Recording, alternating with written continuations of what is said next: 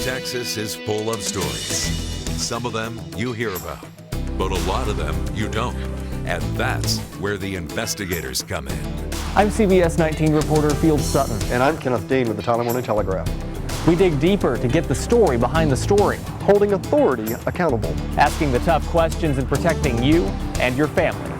The investigators. The difference between covering the news and uncovering it.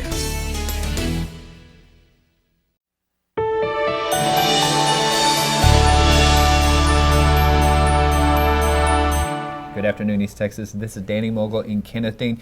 Kenneth, earlier this month, you were talking about this man who led authorities on a chase in Franklin County. We learned that that man has died at ETMC. Yes, that's correct. This was actually, I think, early last week. Had a gentleman that he broke into a house in Wood County, just in the Winsboro area, confronted the homeowner there, actually fired a shot at the homeowner, and then fled the scene in the homeowner's vehicle. Well, he continued north and ended up in Franklin County. Put up a big barricade, the law officers did. Franklin County, after a chase that spanned about 20 or 30 minutes, finally got him stopped in a business there right outside of Mount Vernon. Yep. And he jumped out of his vehicle, and when he did, officers returned fire, and I think he was shot 3 or 4 times. They didn't say how many times he was shot, but his name was Jonathan Love, a 29-year-old Gladewater man, and he has died from those injuries he sustained in that shooting. Kind of an interesting thing in the news that I saw, a student from Brook Hill was expelled because he came on campus with a rifle in his truck. And it appears that this young man never took it out. There was no ammunition. He didn't go to show off. He wasn't threatening anybody. He apparently had been hunting and left this rifle in the back of his truck or in the bed or something, and he has been expelled for violating school policy and law that says that you can't bring firearms onto campus. Well, I understand the law, but I think, we kind of look at these things by case by case. I kind of think, this is kind of going to the extreme, and, he made a mistake. Could you have suspended him for 3 or 4 days or a week and got the same message across other than expel? But, totally different. Times are changing, and I don't know if it was right or wrong, but I think the lesson here is that no matter what, you can't do that anymore. You cannot bring a weapon on the campus in any shape or form.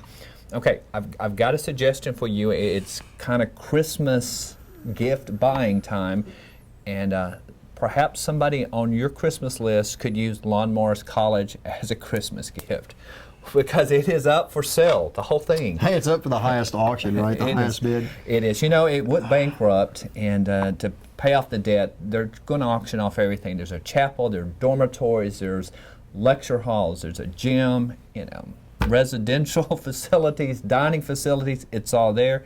It's going to go to the highest bidder in December 13th in Dallas. The organizers of the auction say they have already made contact with some prospective buyers, and they include other universities that may want to do, like you just said, a satellite campus. They said like maybe a big business or an organization that wants a retreat center or a training center. Yep. I want to ask you about your big investigators report. Came out last night on television. It was in the paper this morning. Has there been any extra fallout from it? Are you getting some feedback from anybody about it? We've actually got some pretty positive feedback, and we've actually had some people that have posted, and sent us emails saying, hey, somebody needs to do something about this convenience store. They're selling it here in Frankston. They're selling it here.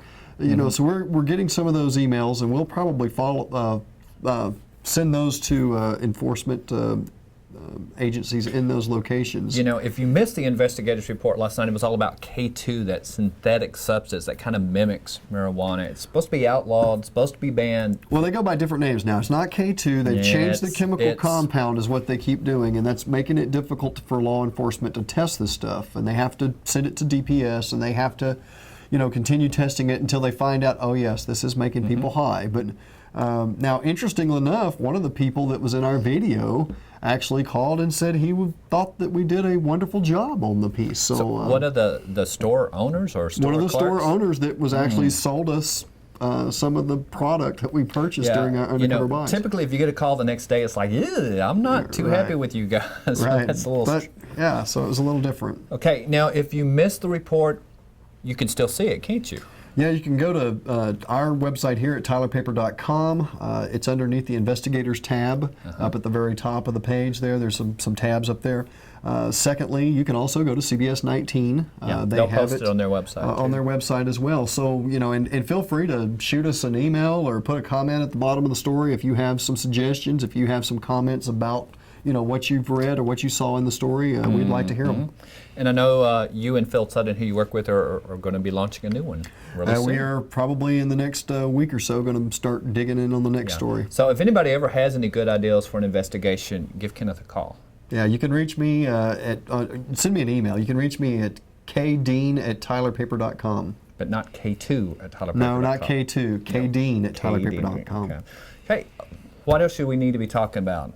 We have wrapped it up, I think. Well, we've got weather. It's still cold. Not as cold as it was a couple days ago, but again, folks, you can look for our weather app at tylerpaper.com. You can go on your cell phone and download all of our apps that we have there, and you can stay in the know. You can stay in the know, and also we post breaking stories and all kinds of stuff to our apps too. So until tomorrow, no matter if it freezes tonight, we will again be back. We'll see you then.